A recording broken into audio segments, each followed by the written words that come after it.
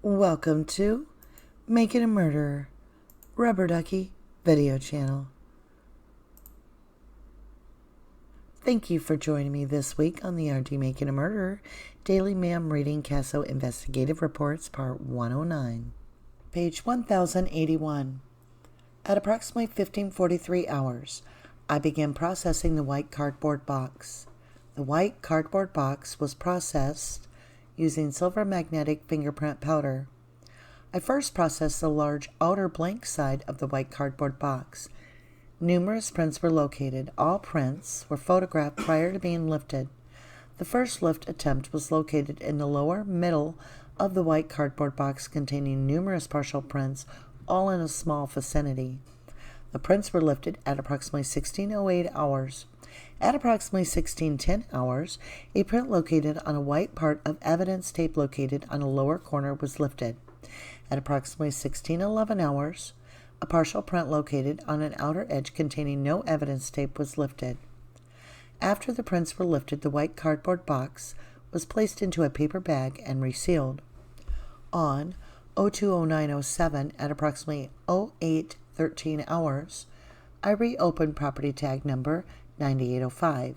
At approximately 08:15 hours, I began reprocessing the item.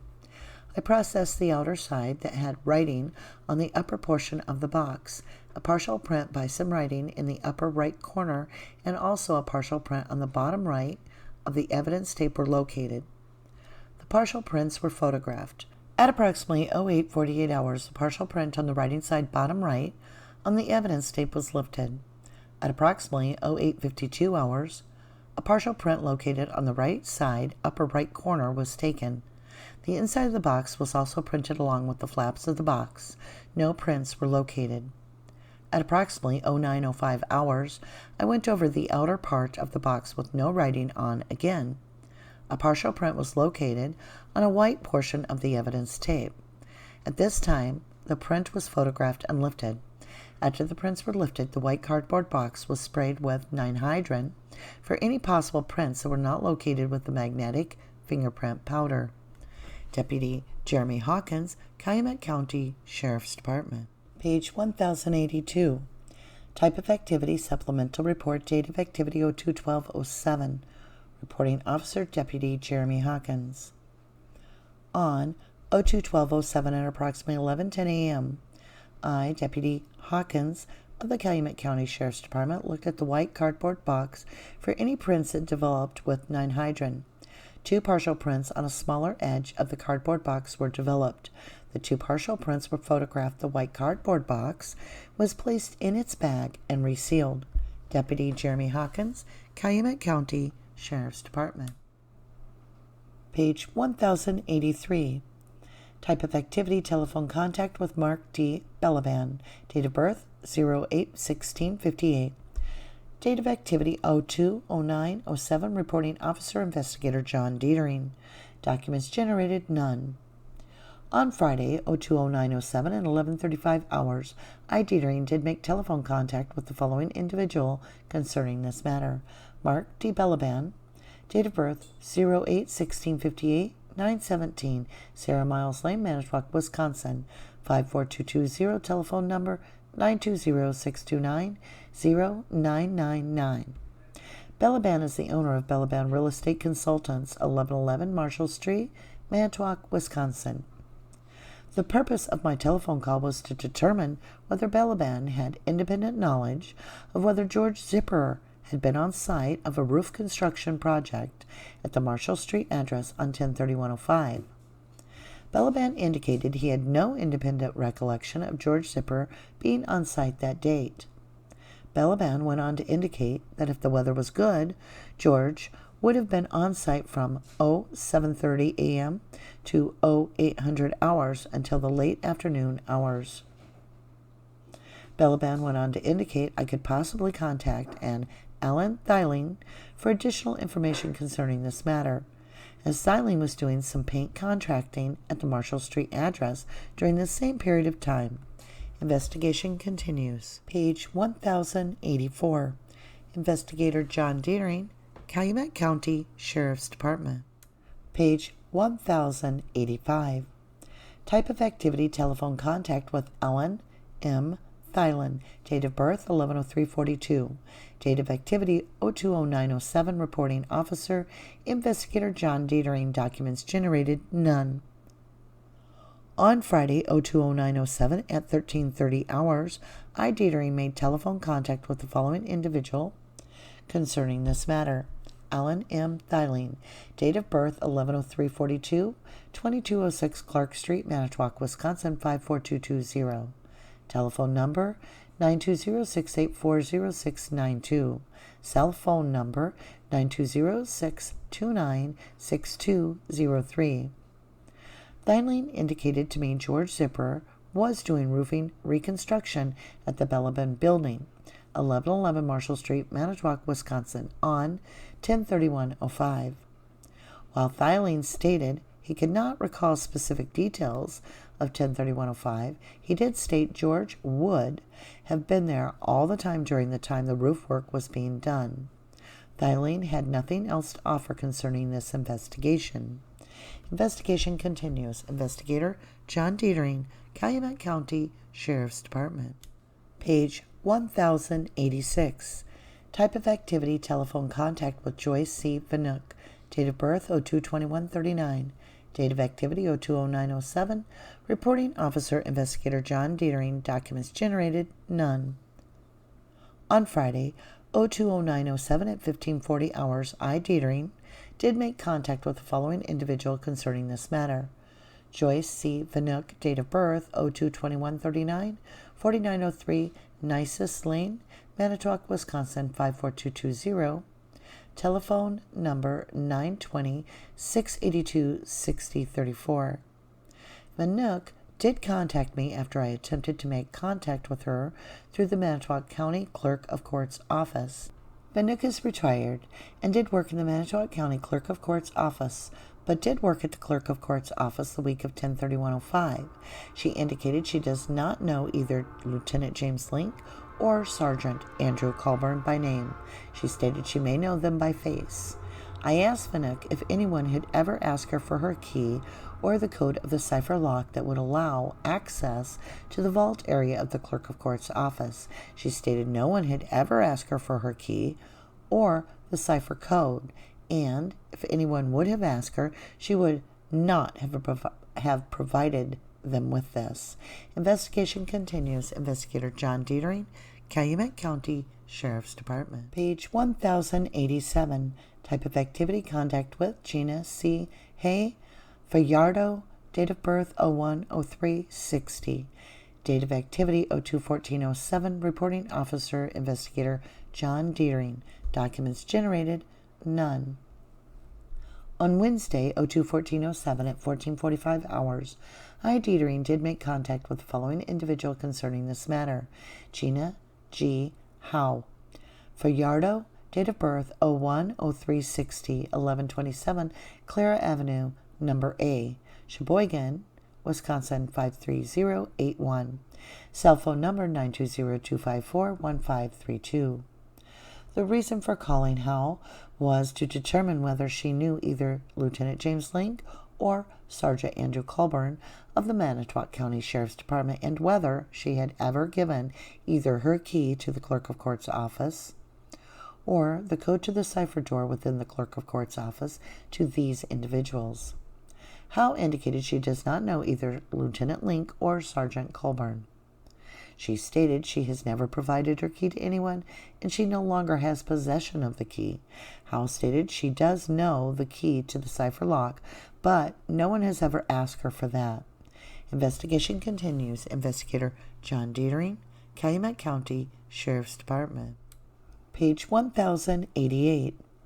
Type of activity, telephone contact with Gerard J. Neusser. Date of birth, 12/12/64. Date of activity, 02/15/07. Reporting officer, Investigator John Dietering.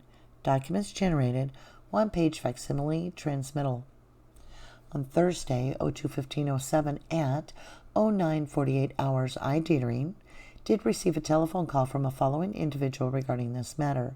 Gerard J. Neusser. Date of birth 12/12/64. Assistant Director of Public Works, Manitowoc County, 1110 South 9th Street, Manitowoc, Wisconsin 54220. Telephone number 920-683-4085. Nooser had contacted me regarding a missing master key M1. Nooser indicated the M key in question, that being M1, had been destroyed. He indicated it was assigned or issued to a contract employee who did custodial work in the courthouse. I asked Nooser to send me some sort of documentation regarding this matter, and at 13:44 hours I did receive a memorandum fax from Gerard Nooser to me. The body of the memorandum reads as follows. Key M1 from Manitowoc County was assigned to a contracted employee, Richard Edwards. In 2001, that key was destroyed. A copy of that facsimile transmission can be found attached. On 02/19/07 at approximately 13:20 hours, I did recontact Nooser to confirm who was assigned the M keys. Nooser confirmed the following. Page 1089. Key number 1 was destroyed. Key number 2 is issued to John Schwarzenbart. Key number 3 is issued to Gary Takes. Key number 4 is issued to Donna Peters. Key number 5 is retained by the Public Works Department. Key number 6 is a control key, which is never issued. Key number 7 is issued to David Dvorak. Key number 8 is issued to Michael Riddle. Key number 9 is currently not assigned and is held by the Public Works Department. Key number 10 is currently not assigned and is held by the Public Works Department. Investigator John Datering, Calumet County Sheriff's Department. Page 1090. Type of activity, supplemental report, date of activity 02/16/07. Reporting Officer Investigator Wendy Baldwin. On 02/16/07, I, Investigator Baldwin, of the Calumet County Sheriff's Department, was requested by Investigator Wiegert to obtain elimination prints from Lieutenant James Link and Sergeant Andrew Colborn of the Manitowoc County Sheriff's Department.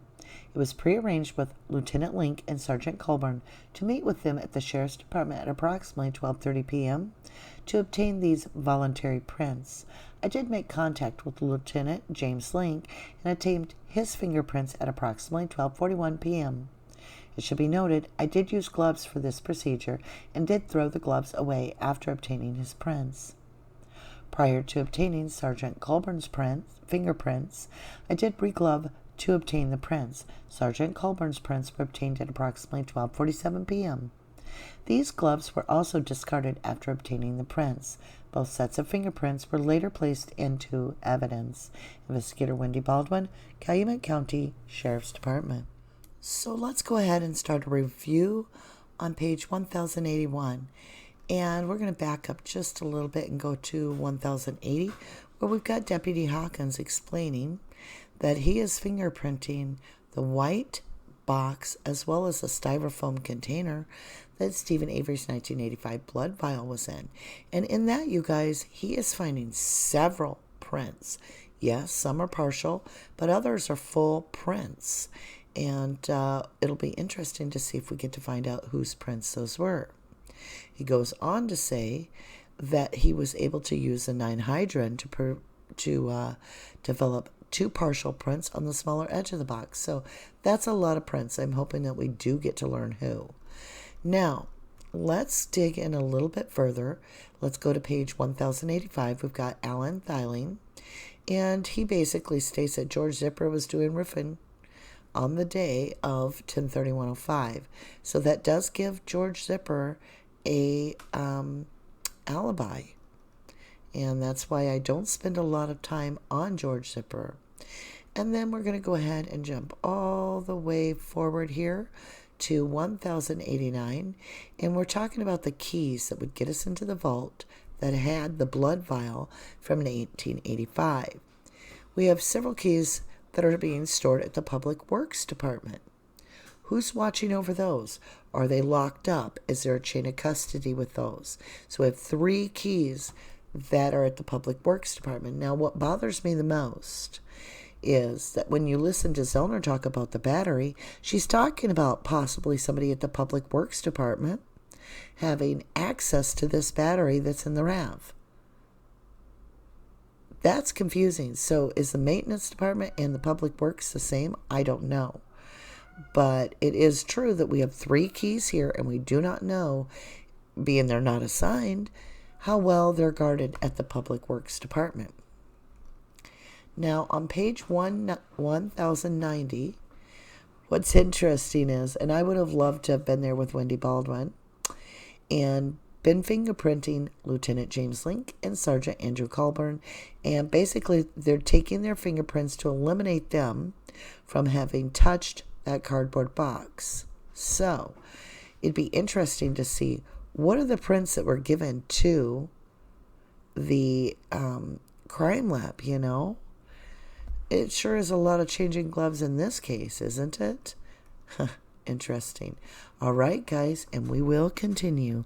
Thanks for joining me this week, and we will begin next week. Next week, I believe we're getting close to the end. I think next week's pretty much our last week. So I just want to say thank you for everything that you guys have done by staying by me, and we'll continue until we get done.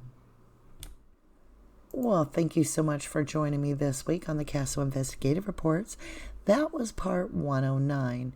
And I know they're verifying all the keys and the cipher codes and all that.